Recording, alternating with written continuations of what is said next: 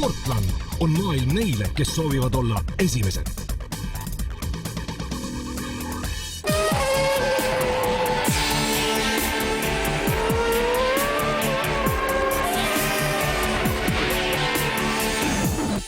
Mootorite maailma järgnevas osas teeme ülevaate, kuidas on arenenud sündmused Eesti kardispordi meistrivõistlustel.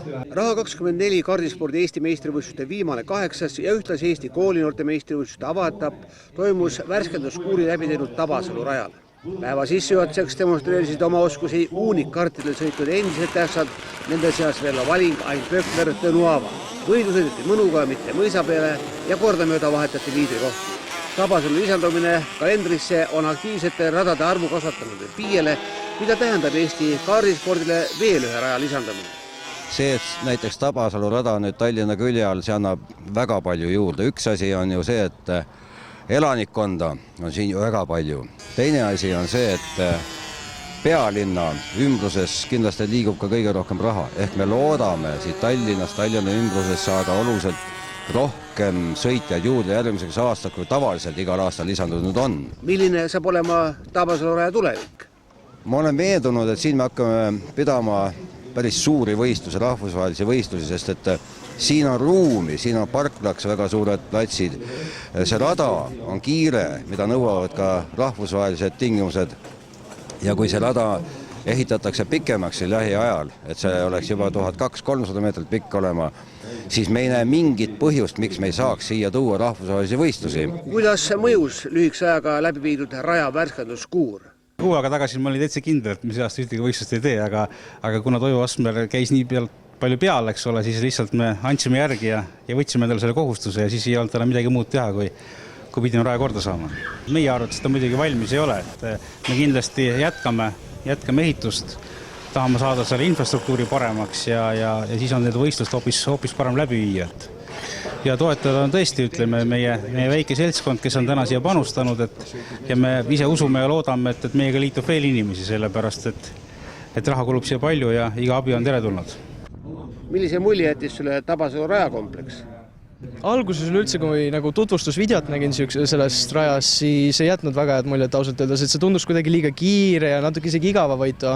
Aga esimene päev, siis kui siia rajale sõitma tulime, siis väga positiivne oli sellepärast, et kurvid ei ole üldse nii kiired, kui tegelikult tundub ja siuke hästi huvitav on. Ja kompleks ise on ka täitsa hea, et hästi suur lai plats on, et ei ole mingit ruumipuudust ega midagi siukest, et turvalisus on ka täitsa korda tehtud siin rajal, et minu arust on täitsa igati hea rada. Kõige kiiremat hoogu näidati KZ2 ja Rotax TD2 klassi ühises finaalis, kus teiste seas sööstis rajale ka vormeles Marko Asmer. KZ2 plus klassis võitis kindlalt nii eelfinaali kui finaali Martin Rump, teine oli mõlemal korral Mihkel Maltna.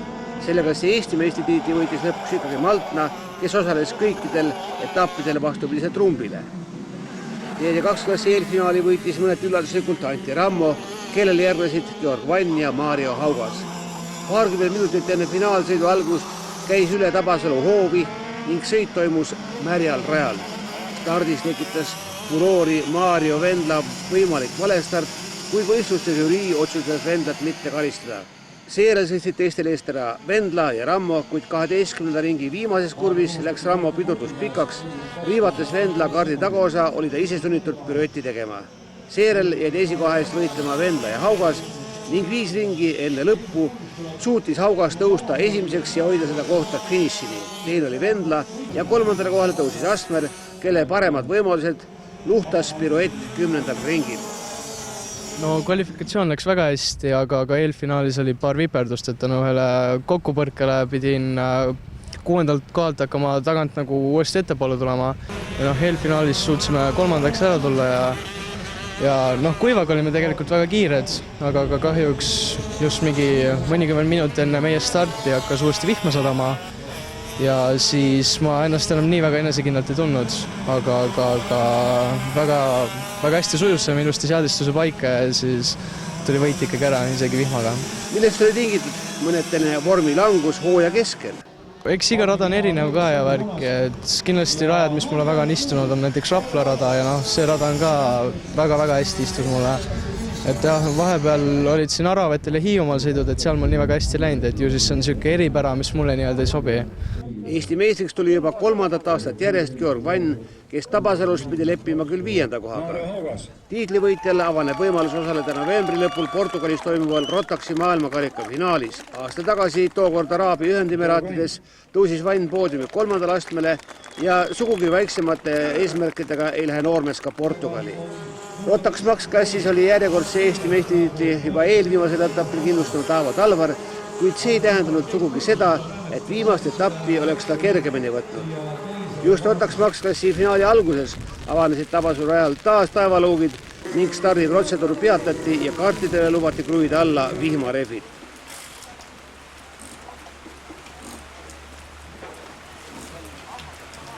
Kordustardis toimus esimeses kurvis Talvari selja taga kokkupõrge, kus suurimateks kaoteks olid Metsaveed ja Kivi, kes langesid päris rivi lõppu. Talvar võttis ligi poole minutise eduga finaalivõidu, tema järel lõpetas Metsaviiru ja Kivi kokkupõrke tulemusel teiseks tõusnud hoopis Kristjan Salvet ja 3. kohale suutis end lõpuks võidelda Kivi. Aavo, kas arvasid, et tänane finaalsõit tuleb raskemalt kätte? No eks oli loterii kõigil, et põhimõtteliselt kõigil olid kuivas jääda, et ma olen kõigil väga raske ja kindlasti nii suurt võitu ei oodanud, aga jah, tuli ja siis oli seal väga rõõmus. Sõitjad on sellel hooajal juurde tulnud, aga kuidas nad on arenenud? Kõik on väga kiired tegelikult, peaks ütlema, et viimastel etappidel on väga raske isegi olnud, et võit on kala sõita, et on näpardusin nii ühel poole kui teisel poole olnud, aga jah, see hooaeg oli minu arust põnevam kui eelmine aasta. Seal põhimõtteliselt võitu nüüd kõik, mis võita annab, kas motivatsioonipuudust ei tule? Kindlasti peab veel pingutama, et ees on veel Portugal, et seal tahaks veel kõrgele positsioonile sõita, et eks näe, mis seal saab. Koos Rotax Max-sõitjatega kihutas rajal ka Martin Täht, kes aastal tagasi sai samas klassis 3. koha. Tabasalu võistlustel osales Täht aga kiiremal KZ2 kardil ja seda rohkem treeningu eesmärgil. Sel hooajal on Täht sõitnud ka kaasa Soome KZ2 meistrivõistlused. Publik hulgast leidsime eelmise aasta Rotax TD2 klassi 4. mehe Tristan Viidase, kes sel aastal võtab osa mainekast vormel BMW talendisarjas. Millise mulje sulle jätab Tabasalu kardirada praegu? Selles mõttes uhke, et pole tükk aega Eestis olnud uut kardirada. Antud hetkel on see küll korda tehtud, aga tundub huvitav ja kiire ja tahaks kindlasti isegi sõita. Kuidas on möödunud hooaeg vormel BMW talendisarjas? Seni on kõik ootuspäraselt hästi läinud. Küll on ka mõningaid tagasilööke olnud, aga lõppkokkuvõtteks loeb ikkagi viimane sõit. 16. september on siis viimane sõit. Milline on seal võitjapreemia? BMW poolt finantseeritakse järgmine hooaeg, kas siis Saksa F3-s või millegi taolises. Rotax Junior klassis jääb rajal kitsaks juba eelfinaalis, kui esimeses kurvis toimus avarii, seda küll võistlete rivi lõpuosas. Finaalistart oli aga veelgi jõulisem kui eelfinaalis ja seekord toimus teises kurvis juba massikokkupõrge, kus kannatajaid oli mitmeid. Ehk kõige suuremad 3. ja 5. startinud Siret Räämet ja Ralf Aron, kes langesid koguni 11. ja 12. See tähendas, et väga suured šansid olid nüüd Eesti meistritiitlit võita Remo Rahulal, kes hoidis 2. kohta. Mõlemad sõidud võitis Jüri Vips, teine oli Rahula ja 3. Frank Merila. Jüri, sinu jaoks on junior uusklass ja täna olid see konkurentidest peaaegu üle. Kas nad olid tõesti siis aeglasemad? Ei tea, kas just nõrgad, aga tuli mulle ka üllatusena, et ma võitsin. Mis siis juhtus seal finaali teises kurvis? See oli selline pundar, et ma ei süüdista kedagi, aga mul otsa lendas Ralf. Mul väga vedas ka, et ma ei suutnud uskuda, et nagu selline pauk käis, et ma ei suutnud uskuda, et ma rajale jäin. Mida ootad sa Balti karikavõistlustel? Lähen ikka kohale ja proovin selle teist kohta nagu säilitada. Väga sütikad sõitnud Aron tõusis lõpuks 4. ja sellest piisas, et võtta Eesti meistritiitel, teda 4-punktilise edumaaga Rahula ees. Üldarvestes sai 3. koha Tabasalu võistluse valitseja Jüri Vips. Sarnaselt Georg Vannile ja Aavo Talvarile on ka Ralf Aronil võimalus osaleda Rotaxi maailmakarika finaalis. Rotax Marses klassis said üle pika ja võidurõõmu maista eestlased, kui kiiremaks oli nii eelfinaalis kui finaalis Madis Enok. Ajasõidu parim oli küll Jako Kuus, kes pidi aga eelfinaalis tunnistama Enoki paremust, 3. oli Andris Lembergs Lätist. Finaalis edestas Enok lätlast Ormo Stanevitsit ja 3. koha sai Martin Kolu. Selle klassi Eesti meistriks tuli lätlane Stanevitš, teine oli Lembergs ja 3. Priit Sei, kes Tabasalus jäi küll esimesena poodiumilt välja. Ometi on ta üks 4 eestlasest, kes võistleb Rotaxi maailmakarika finaalis. Rotax Minimax klassi E-finaali võitis napilt Karl Leesmaa lätlase Valter Svedri sees, 3. oli Roland Luhaväli, kes kaotas liidrile juba 26 sekundiga. Finaalis suutis Leesmaa lõunanaabri küll 5 ringi selja taga hoida, kuid siis pidi alla vanduma. Finaali võitiski Svedris, teine oli Leesmaa ja 3. Karl Veel. Eesti meistritiitel läks selles klassis Lätimaale, sest juba eelviimasel etapil kindlustas selle Mihhail Spudovskis, teise koha sai Svedris ja 3. Leesmaa.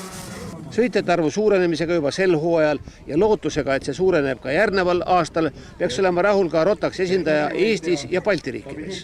Rotaxi areng on olnud nagu järjepidav, et vahepeal oli väike seoses majanduse tagasilöögi, väike tagasilöök, nüüd on jälle võistlejate pikemaks läinud, sõitjad on juurde tulnud, konkurents on tihedamaks läinud, nagu tänagi oli näha, et MM-i kohta pärast käis väga tihe võitlus kuni viimaste meetriteni ja lõpuks kõige kiiremad said need kohad MM-ile ja me loodame, et me oleme siiamaani võitnud 3 maailma karikavõitu, et tuleb lisa. Sellel hooajal on eriti tihe olnud võistlus raketklassis, mis näitab, et noori on kardispordis peale kasvanud. Tabasalu võistlusel mahtus eelfinaali 8 vähem kui 1 sekundi sisse. Eelfinaali võitis Ilja Martin Udre, teine oli Kaspar Korjus ja 3. Paul August Lääne. Väga tasavägiseks osutunud finaali võitis aga omakorda Georg Kõss ning kohe tema kannul tuli meeskonnakaaslane Lääne. 3. koha võitis välja Gabriel Sergo, kellele tänavune hooaeg on üldse kardiroolis esimene. Alguses startisin 5. kohalt, siis ma sain Staris, sain seda ette, siis pidin mõned nõõdasõidud tegema, siis sain teiseks, siis esimeseks lõpuks ja siis olin pikka aega esimene, siis Georg hakkas mööda sõitma. Tegelikult me plaanisime Georgiga eest ära sõita. Eesti meistritiitli võitis Ilja Martin Udre, teine oli Paul August Lääne ja 3. Ragnar Veerus, kes Tabasalus lõpetas alles 7. Mikro 60 klassis oli valitsejateks Premilux meeskonnasõitjad Ira Sidorkova ja Aleksandr Vilajev. Viimane oli kiirem eelfinaalis, kui finaalis võttis juba kindla võidu Ira Sidorkova, kes tuli ka Eesti meistriks. Kokkuvõttes võitis ta konkurente 60 punktiga. Finaali 3. oli Steven Pärnasalu ja 4. Karl-Kenneth Neuhaus. Eesti meistrivõistluste teise koha sai Neuhaus Vilajev ees, seda just tänu finaali võitudele, sest punkte kogusid mõlemad võrdsed. Mikroklassi finaalis oli kiiremaks Mark Kats-Nelson, teine oli Robin Särg ja 3. Gustav Malins Lätist. Eesti meistritiitli võitis Särg 11-punktilise edumaga Malins sees, 3. koha sai Kristjan Liiksaar. Kadettklassis oli eelfinaali parimaks Karl-Markus Sei, kohe tema kannul finišeerisid Christopher Reintam ja Rimo Kadapik. Finaali võitis kindlalt Reintam, teine oli Sei ja 3. Kadapik.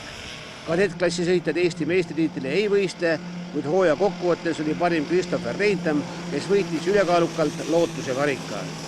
Raha 24 Eesti meistrivõistlused on sellega lõppenud. 21.–23. septembrini sõidetakse Rapla kardirajal Balti karikavõistluste 2 viimast etappi ja nii mõnelgi eestlasel on seal võimalik veel taotleda pääsu maailmakarika finaali. Tänaseks kõik, aitäh vaatamast, mootorite maailmas kohtume taas järgmisel pühapäeval. Seniks kõike head!